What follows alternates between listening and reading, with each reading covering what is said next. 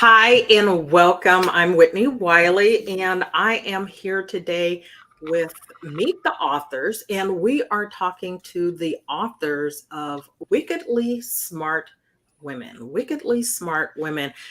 We have the publishers of the book with us today. We're going to be doing a two-part interview series. Part one includes the publishers and a couple of the authors, and in part two we'll have the principal author, I believe, in that segment with some of the other authors, and that will be on another day. So for now, let's talk to the publishers, and then we'll have a conversation. I've got some interesting questions, I think, for you guys to help our audience understand this book and this book and what it is you can expect from the book when you purchase it. So, Linda, let's start with you. Let's get an introduction. I know who you are, but tell the audience who you are. And then Sally, do the same, as you are part of the publishing crew. Share a little bit about who you guys are, about Action Takers Publishing, and then let's start talking about this book. You're muted. And I am muted. Okay. Thank you so much for having us. I'm truly honored and blessed to know you. We've been on many of your shows. You have helped us to launch many of our books, and we truly appreciate you for that. So first, thank you for that. I spent my whole life saying, I'm not a writer. I'm not a writer. So the fact that I'm actually doing book publishing is kind of interesting how, life has unfolded into that. And it's just been through my journey, the journey that I've been on. 8 years ago, I decided to jump out of corporate. I was in corporate for 36 years and I had 49 jobs. So when I decided to leave corporate, I was working for a judge in the Ninth Circuit Court of Appeals. And I'm like, I'm going to become an entrepreneur, and I have no idea what I'm going to do, who I'm going to serve, how I'm going to make any money. But I know after 49 jobs, you're like, okay, you're not really job material, And so it's time to try to figure out something else. And so I've been on this journey, just, working on it and figuring out that this is the thing I do. And it was about a year ago, it was at the end of 2021, when I ended up launching 2 collaboration books back to back. And you're in those, Whitney, The Fearless Entrepreneurs and Invisible No More, Invincible Forevermore. And we launched those books 8 days apart. They both hit #1 international bestseller status in under 5 hours. And I looked at that and I said, this is what I do. This is it. So I've been on this journey of, doing these books, whether collaboration books or solo books, for just a little over a year, like seriously doing it. And it's just taking off like wildfire. And I think that this is just a testament to when we finally figure out what our lane is and we get in that lane, that everything aligns. And we hear about alignment, but until we actually experience that alignment, we might not fully understand the gravity of it. And I am on this mission. We are, Sally and I together on this mission to empower 5 million women and men to share their stories with the world to make a greater impact on the planet. So that's the short version of my story. If you want the long version, get on a call with me and I'll tell the whole story. I love that. I love that. Always be serving, right? Always be serving. Sally, tell us a little bit about you and how you got connected with Linda and part of Action Takers Publishing. Yeah. And, just to piggyback a little bit on what Linda said, it's all about trusting your intuition and taking that action. And that's what this book is all about. My title in this book is called Dreams Don't Work Unless You Do. And what I've discovered is that, you have to work on yourself first. Yes. And get yourself to a place before you can go after those dreams, before you can go after those, your purpose. And so that's what happened to me in 2020. I stepped into, I looked at myself in the mirror when the world stopped, and I lost a big client, and I was a mess. I was 40 pounds heavier than I am now, and financially a mess and emotionally a mess. And I said, I need to do something. Otherwise, I was in a downward spiral that I knew I wouldn't be able to get out if I didn't get out soon. And so I started this journey of self-care and self-love, something that I had put aside for years and years. And it took me to huge places. One of the things that I did was say yes to being in a collaboration book. And that was the best decision I ever made. And that's where I met Linda, and that's where I met you, Whitney. And Whitney was the first person to ever interview me. I had never been interviewed on before. Here I am, this housewife mom in Connecticut. I had no following, nothing. And I said yes to being in a collaboration book. I was in a collaboration book with all of these entrepreneurs and business people. And my thinking was, how can I leverage this opportunity? And so I started reaching out to, I read all the chapters, and I reached out to every single person in the book, and Facebook friended them and messaged them on the side and said, hey, we're in this book together. What are you working on? What can I support you with? And Linda was doing a women's weekend mastermind. And so I joined that, and I signed up for her mastermind, and she asked me to be in the 2 books that she was doing. And I said yes. And, it was just saying yes to me that changed my life and took me in that direction of my dreams. I had a little book here. I don't even know where it is, but I'm going to write a book someday. I had never written a book, but that had been on my shelf for probably 15, 20 years, that I knew I wanted to write a book one day.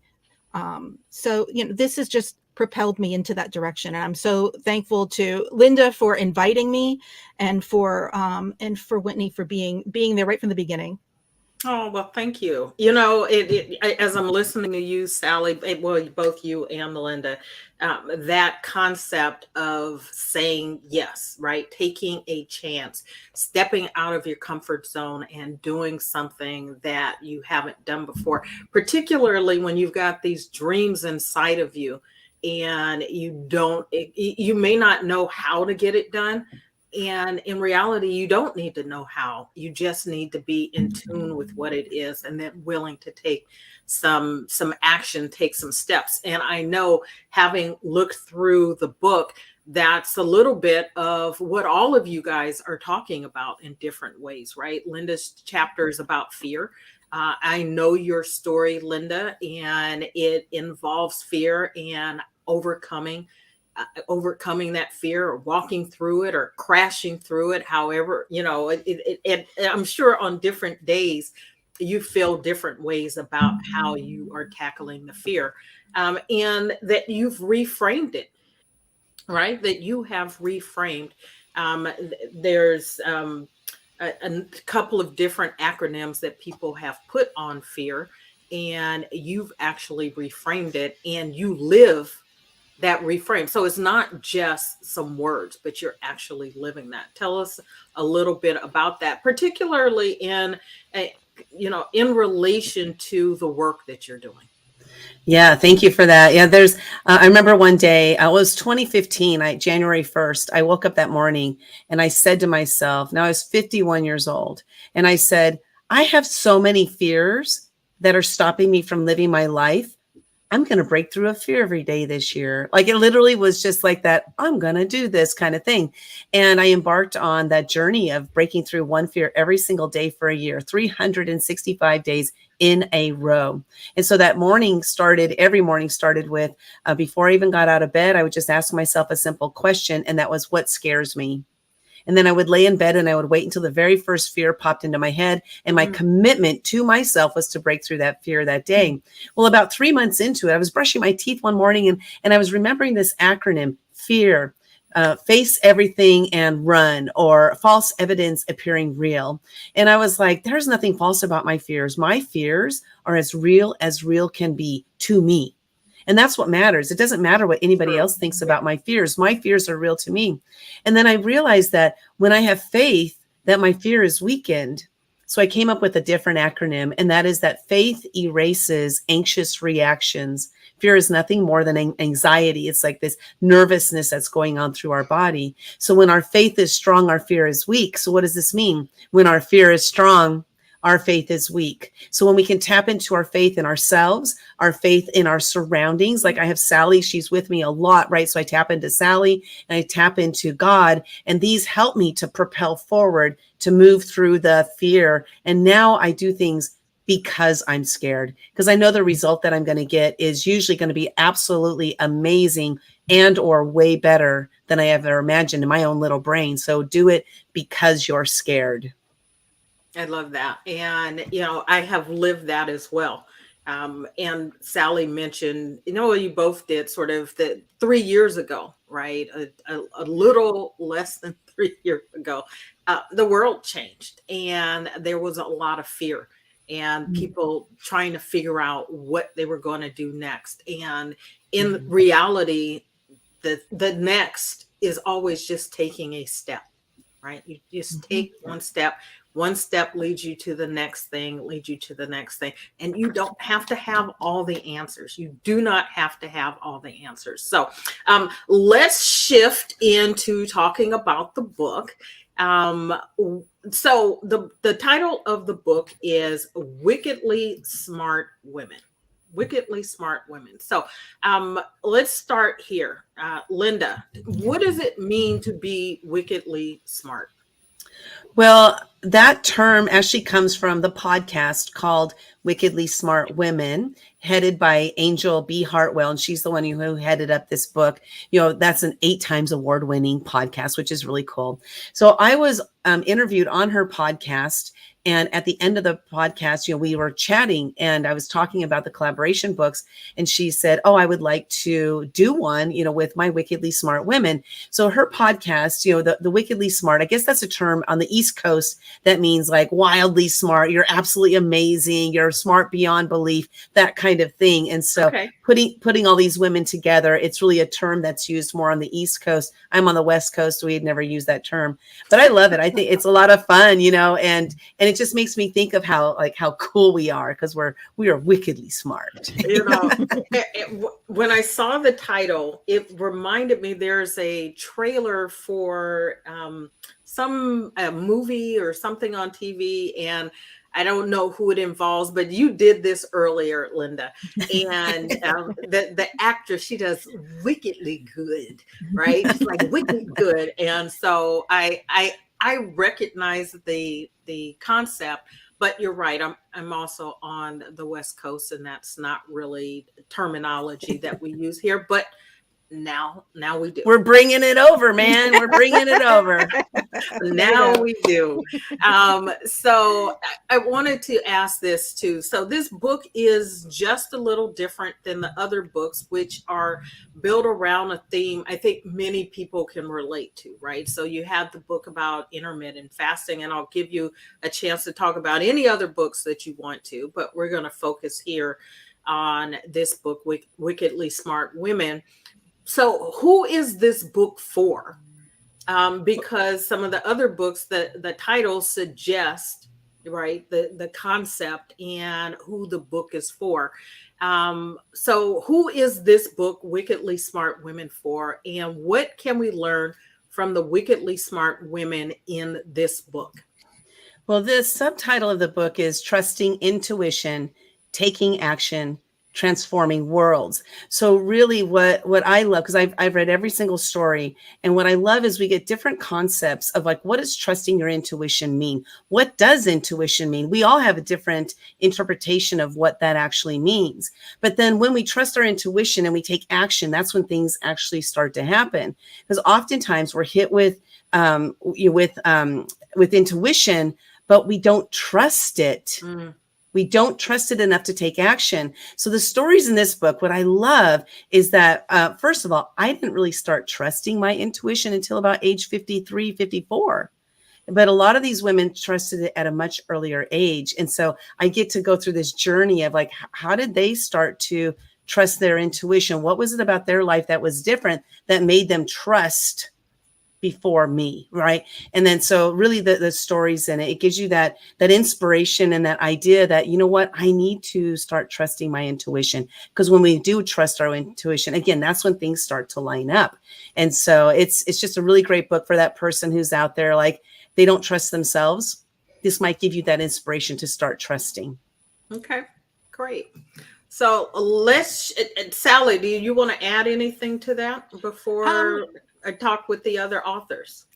No, I agree totally. And I think, people that are, especially women business owners, I think this is geared toward women who are entrepreneurs, who are on that path, and even like on a spiritual path towards entrepreneurship. So I think that's another segment of people that are women that this book is geared toward. Okay. And I'm going to guess that while the title is Wickedly Smart Women, the book may be geared towards women, that wickedly smart men will gain something of value from this book as well. Absolutely. Right? Smart enough to know to learn something from smart women. Yes, for sure. For sure. Awesome. So we have two additional authors, because Linda and Sally both contributed to this book, but two other authors that we're going to chat with. And Debbie, I would love for you to introduce yourself. Tell us a little bit about you, and tell us why you were attracted to and wanted to be a part of this project. Well, I'm Debbie Peterson, and I'm a former mayor of a small town in California. And slow town, right? Yeah.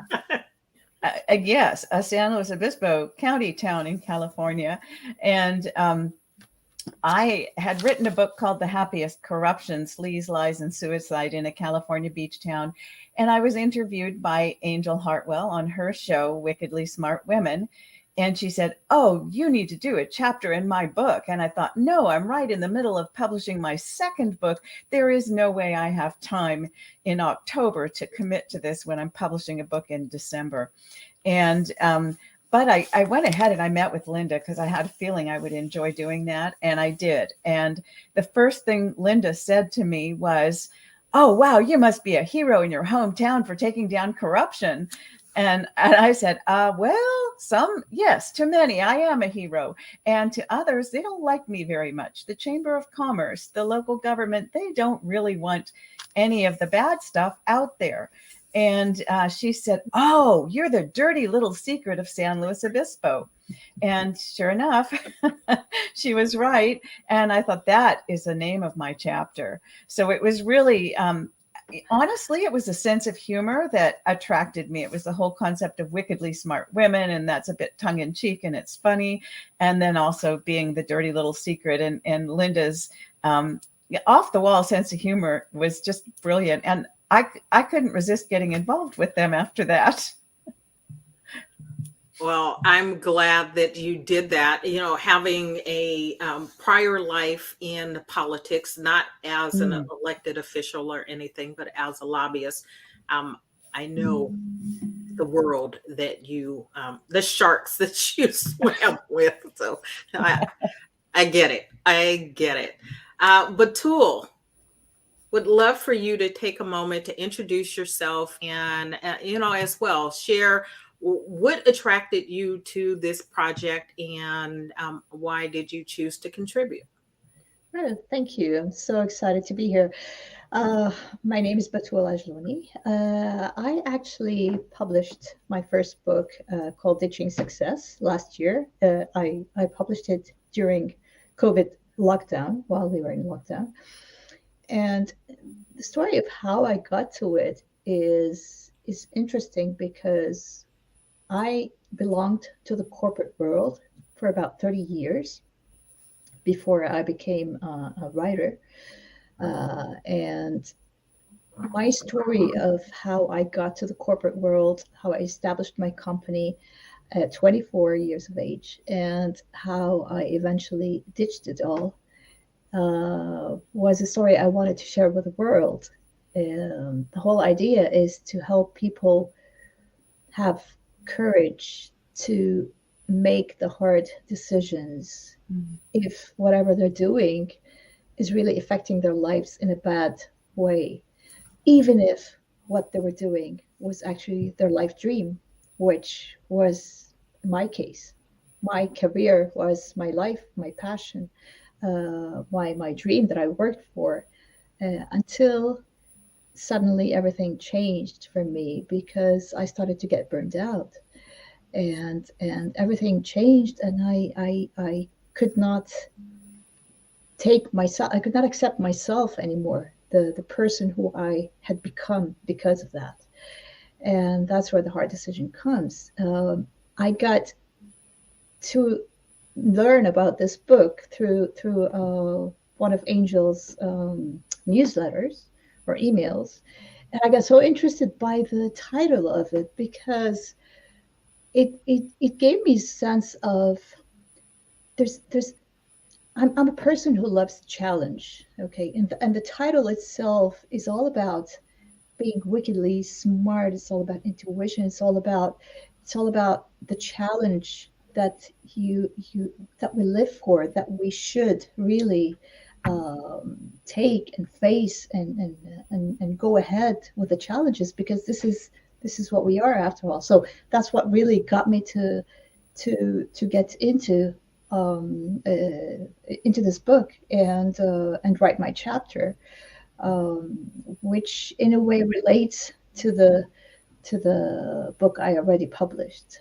My chapter is called "The Choices We Make," and so that's the story about it. Okay, awesome. So now that we've had a chance to meet all of you, I you've all written something different, right? The book is about intuition and growth. What I am most interested in when I'm talking to subjects of the interviews that I do is about the lessons that you learn, right? What lessons are you learning? And how have you imparted those lessons in the past to, or implemented those lessons in the past in your life, and how have you imparted them and used them to impact others? So Linda shared a little bit about fear, and I know Linda, so she lives that and she's sharing that message every day. I'm interested in knowing from the rest of you how you are taking the lessons that you've learned, that you've included in the book. And I want you to talk enough about it so that people are inspired to read it, but not so much that they don't want to buy the book, right? Because what we want is for people to buy the book and to benefit from the messages that you have in the book. So I'll just open that up. You want? I'll go first. One of the things that I've learned just through living is that everything that we struggle with, everything that we've overcome, is preparing us for the next thing to come in our life. We have gone through these stages, and we've grown through them. Things have been hard, things have been tough, and then other things have come easily, but they all prepare us for what's next. And if we look back, we can see the things that have happened to us and how they have prepared us and how we have grown. And it's that foresight and that being able to look back and say, oh wow, you know what, I never would have been here 10 years ago because I hadn't gone through the things that I went through in the last 10 years. So, that's been my biggest lesson learned, and I do talk a little bit about it in my chapter, but you'll have to get the book and read it. But yeah, I think, I think it's that insight and that knowing that, we're all in this together, and that we need to be lifting each other up and pulling each other along, and just being there for each other to just go forward. I absolutely agree with you. One of the things that I am constantly sharing is that every experience is a learning experience if we are willing to let it be so, right? Mhm. That we are constantly in a mode of learning and growth, but we have to embrace that. And it's easy when things happen to get bogged down in what happened rather than what we can take from it that will benefit us for the next thing. Like you said, using those lessons as a way of recognizing that they're preparing us for the next thing. And I know some people would say, well, you know what? I don't need any more lessons. I've had enough stuff happen. Had enough stuff happen. I don't need any more lessons. But as long as we're living, they're going to keep coming. Mhm. So we Mhm. might as well, I heard someone say, embrace the suck. Right. And it's not that we want those things that happen to us to happen to us, but they happen. And the question is, what are you going to do with it? What are you going to do with it? And so, one of the things that obviously you guys are doing, Linda and Sally, and now Debbie and Batul and the other authors in the book, is taking what you've learned, the experiences that you've had, and making them available for other people so that they can benefit from your lessons, right? So, Batul or Debbie? Yeah, I really appreciate what you said, Sally, and Whitney on that, because and it wasn't my experiences that led me to where I am now they weren't experiences that sucked, actually, except for the very last one probably, but it was only because I had been a businesswoman, and it was only because my mother had started a career and shared with me about corruption when she was an auditor of a California county. It was only because I had a degree in public relations that I was then, when I got into local office, local government, expecting my 4 years or my 7 years as a council member and 2 years as mayor, expecting them to run like my 4 years as a planning commissioner, a perfect, wonderfully organized, friendly, pleasant experience where we could all get together and come up with decisions for the better of the community. And so it was quite a surprise when I found out that my first 4 years were going to have been very different from the second, because it was in the next years that I uncovered all the corruption. And that certainly wasn't where I'd anticipated going or being or expected or intended. But it is what happened. And so as a result of that, because I had the degree in public relations, when I reached a point that I could do no more about the corruption, what I could do was write about it. And so I wrote The Sleaze, Lies, and Suicide in The Happiest Corruption. And then from there, if I can get folks' attention with that, I'm hoping then that they'll read the next couple of books, which are about City Council 101 and We the People 101, or even take an online course. I have an online course called Double Dias for both people and council members, or the public and council members. And so it did all work together. And I suppose you could say in the end, I did embrace the suck. I said, okay, this sucks. I'm out of here. I'm going to do something more constructive with my time. But it did all come together, Sally. It all worked together just the way you guys said. It was like that. And it's good to hear that lessons can come from situations that don't suck, right?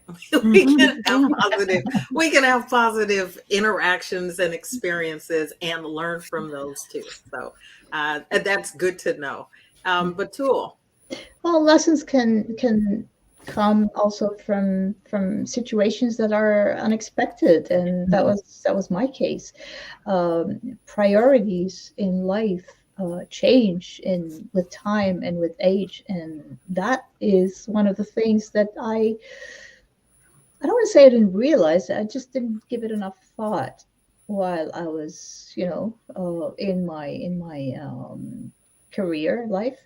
During my career life, my 30 years in the corporate world, everything I did the moment I graduated from university was work, and do nothing else but work. It was my life. It was everything that I did, and I enjoyed it. I really enjoyed it. I wasn't missing anything else. But then this is the whole thing. When things happened, when life started happening to me, in my case, it was burnout. I figured out that there was so much more to life than just my career. Yes, it was great. Yes, it gave me so much exposure and growth and all of that. And I don't regret a minute of it. But I gave up a lot in order to build that. What I learned was that the hard decisions, the choices, the most difficult ones that we struggle with day in and day out, the ones that really we lose sleep over because they're so difficult, are the ones that will eventually lead us to healing and self-discovery. Mhm. And this is the lesson that I learned. This is the lesson that I'm glad I went through. I'm glad I learned. And this is the lesson I'm hoping, well, I started to do it with my book and sharing with people who are actually in that situation, who are in that state of not knowing, not understanding, not having courage enough to take that leap of faith, because it really needs a leap of faith. But it all works out at the end, and that's what I'm sharing with the world. You know, I like this concept that you have about choices, and the importance of choices, and that we get to change them over time, right? A Exactly. lot of times, and I went through this myself. I'd spent some time in a career when I was in politics, you know, as a lawyer and a lobbyist, and I spent a lot of years sort of being unhappy because I had put so much time and energy and money right into that. And it's like, well, how do you walk away from this? I'm making Exactly. good money. It provided the life that I had for me and my son at the time. And it's like, how do you walk away from that? And the bottom line is that our priorities, our values and our priorities can change. And we get to choose, Yeah, right? We get exactly. to choose whether or not to stick with something or to move into something else. And a Nice. lot of what drove that was fear. So I'm going to Yeah. let that bring us back around to Linda. And you want to answer this question, Linda? Yes, definitely. First, I loved all the answers, and then, of course, created new answers for me. So, thanks for that. You know, it's definitely, you know, life is a journey, and I remember one of those really hugely pivotal moments in my life is, you know, I grew up in a very volatile, abusive, alcoholic household. My dad was a narcissist, and when he was laying on his hospital bed, he walked into the hospital Thursday and he ended up dying on Friday.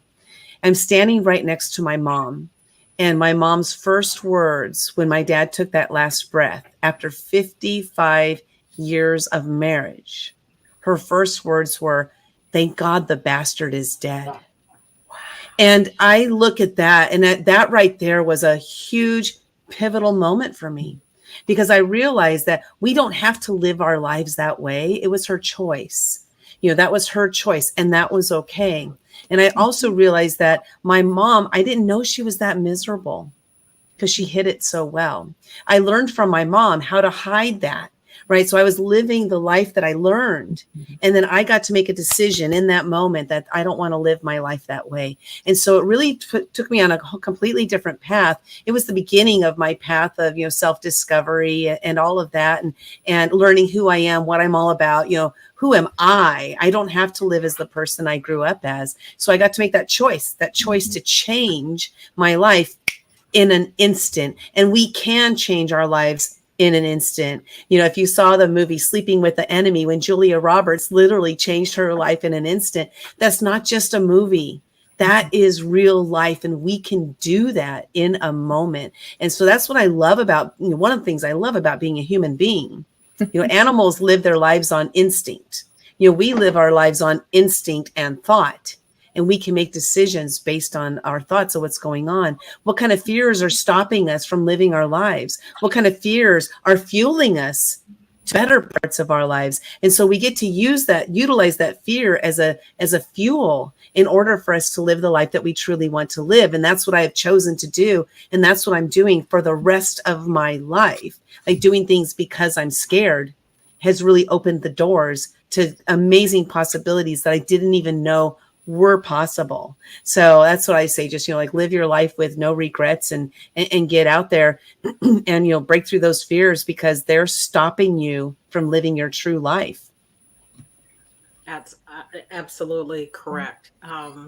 So I want to ask this, Debbie and Batul, if you would share why, if someone were to ask you, someone other than me, walked up and said, why should I buy this book? What is the reason from your perspective, right? Not from the publishers, but from your perspective as contributors. So why should I buy this book?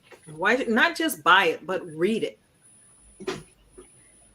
From my end, it's there's a theme to the book, right? And there are different contributing authors, each with a different story. But in a way, each one of them just covers one aspect of this whole theme. That's not done by design. It's just because we all have different stories, and it's like this whole picture, this whole scene of puzzle pieces that come together and give you the whole theme of the book through these different stories. So really, it's interesting because each one of them has touches a certain problem that it solves, a certain aspect that it addresses further. Each different person may relate to one or two or five or 10 of the stories. Different people relate to different stories depending on their own life, their own journey. So really, it's like a mosaic, a puzzle of whole different stories coming together to form this whole theme of the book, and that's I find is very interesting. And for me, the thing that hooked me into writing was when I said to Angel, well, I've had loads of experience with intuition, but I don't know that there is one 2,500 word story that I could tell about intuition. And she said, yeah, but how about transforming worlds? And I thought, well, yes. And so I think for me, the secret to the book is of course, trusting intuition and taking action. But I know women like to transform worlds, and I know men do too. But I think in my experience in local government, it was the women who were standing up and really making the difference. And not that the men weren't involved and even initiating a lot of things, but at the end of the day, the hard stuff was done by the women.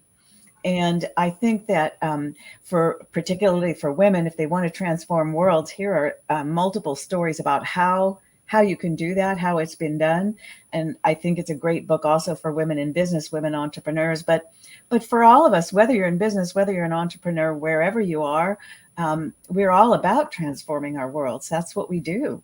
So from that point of view, I think every single story has merit and will speak to each of us in a different way.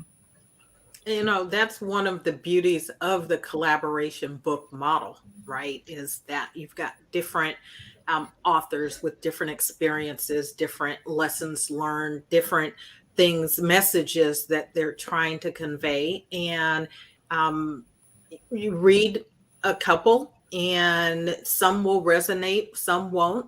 Keep reading, right? You keep reading. I am a true believer that the messages that we're supposed to get, we get them when we're supposed to get them. Mm-hmm. Right. And so, and it could be that you pick up the book today and something doesn't resonate. And 3 months from now, 6 months from now, you pick it up, you read the exact same thing, and it hits you in a totally different way because you're not the same person that you were 3 months ago, 6 months ago. And so something that is supposed to resonate with you in this time frame, in this moment, it will do that. So we are going to start to wrap this up. I would love to hear Debbie and Batul, any final thoughts that you have about your book, about the book, your experience, with the message that you want to convey. Well, my message in the book and in all the writing I've done of late is that if we don't pay attention to our local government, it will become the next happiest corruption, as mine did. And so my goal is to convince people to really pay attention at the local level and realize that this government belongs to us. If you don't like it, guess who gets to fix it? We do. It belongs to us, and nobody else is responsible for that but us. And so I think in the book, what I realized as I was writing was that it was the women who'd really taken that action. And it occurred to me to look at the reasons why we really should have 50 or 51% representation as women. And it took me down a whole different road of looking at that in a way I hadn't before. And so I would encourage people to take a look at it from the point of view of what can I do? What's my role? Where do I belong in my local government? It might be very small, but we all have something that is important for us to do. Thank you. Thank you. Batul. This experience it's my first participation in a collaboration book, and it's been really amazing. I love working with Linda and Sally and Angel, and they've been, I mean, it's been exciting. It's been very smooth, and I'm really looking forward to seeing where that book goes. My message is to embrace change. I've been doing things during this past 7 years since I ditched my career, my older career. I've been doing new things day in and day out, just exploring everything. I am a life explorer now, and I love the idea of the change that happens. We all fear change, but change is good. Change is good, and if we embrace it, it really pushes us ahead. It might not be easy, but I think the end result is always positive. So I really push people to embrace change. Love that. Sally, some parting thoughts. Yeah, well, I just want to say that you can go after your dreams, you can go after what it is that you want, and take care of you. Be conscious of making sure that your cup is filled to the point of overflowing, and just being, taking that time for self-care, for self-love, and being a light in the world, and not letting your light be dimmed in putting it out there. So that's what I'd like to convey. Awesome. Linda, share your parting thoughts, and then I'd like to talk about the charity. So one of the things that you and Linda do with your books is that part of the proceeds benefit charities, right? And so would love for you to talk about the charity that you guys have selected for this, and then how people can get their hands on a copy of the book. Okay, well, awesome. First, let's start with how they can get their hands on a copy of the book, plus over $3,000 of free gifts that we're giving away. Go to actiontakerspublishing.com/smart, actiontakerspublishing.com/smart. Cash in on those free gifts. And also there will be links there for where you can purchase the book as well. The Life is Good Playmakers Foundation is the nonprofit that was selected for this particular book. And as Whitney mentioned, each of our books has a charity connected to it. Some of them have the same charity as other books, but most of them have a different charity based on the book itself. So the Life is Good Playmakers Foundation, their mission is to help traumatized kids learn how to play again. As you can imagine, many of us have grown up in traumatic types of situations. And, there's the little T, there's the big T that we talk about, but, trauma is trauma. And when we're traumatized as children, it sometimes takes us into like an adult world, right? Like we're maybe like thrust into having to think like an adult. And so learning how to play again is so important so that they can live their lives to the best of their ability.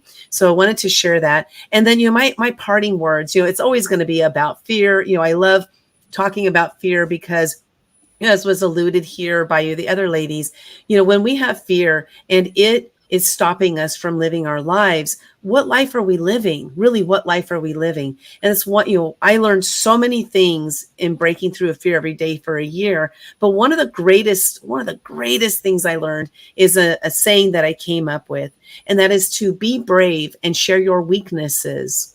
For in your weaknesses, others see your strengths. When we share from a place of vulnerability, what this does is it invites other people to also be vulnerable. And through our vulnerabilities, this is when we make our greatest connections as human beings. And so really be brave and share your weaknesses, for in your weaknesses, others see your strengths.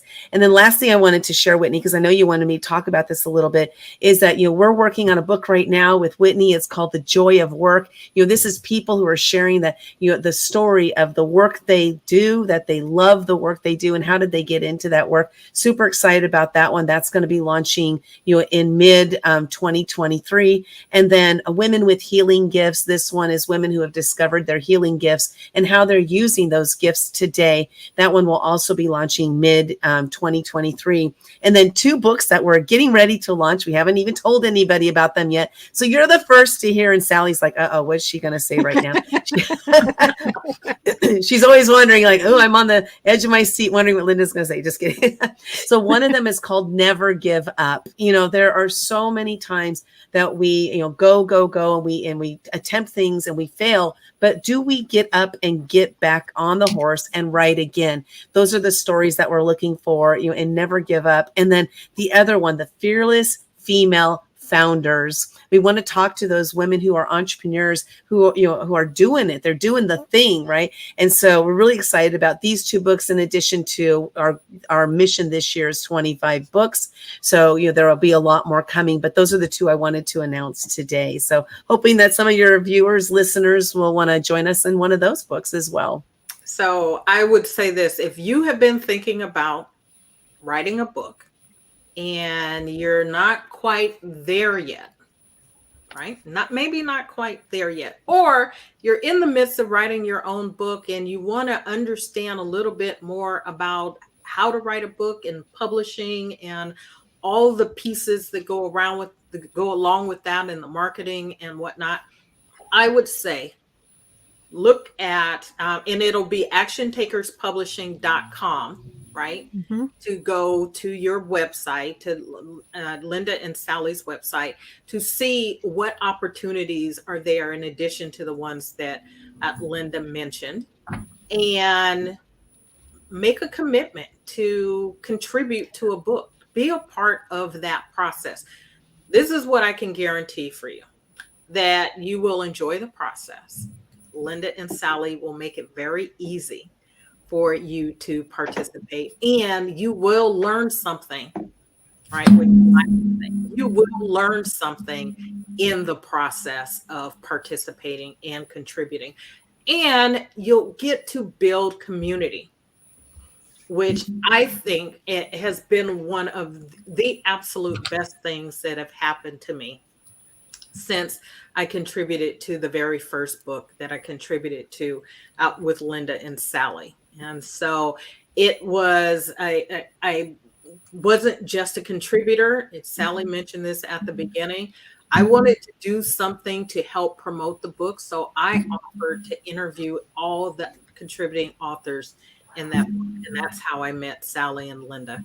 And so it will build community. You'll build friendships and relationships. I've never met Linda and Sally in person, and that's okay.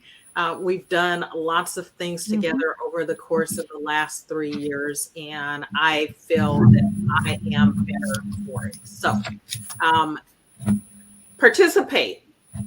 Put your fears aside. Put your fears aside if you have any, and go to actiontakerspublishing.com. Look to see what resonates with you, what you're doing, where you're coming from, and see how you can be a contributing member to any of or lots of the books that they have on the docket for this year. So with that, again, your purchasing the book benefits Life is Good Playmakers, right? And you can get your copy of the book at actiontakerspublishing.com/smart and get your hands on all of the free goodies that come along with that. So with that, ladies, I want to thank you for your time, for sharing your insights. And let's just say this, you are already international bestsellers. Congratulations, and continued success to you as you continue on your book tour. So thank you. Thank you. Thank you. Thank you. Bye. Bye. Take care. Bye. The book. I love that. She said, bye, the book. That's right. Awesome. Thank you.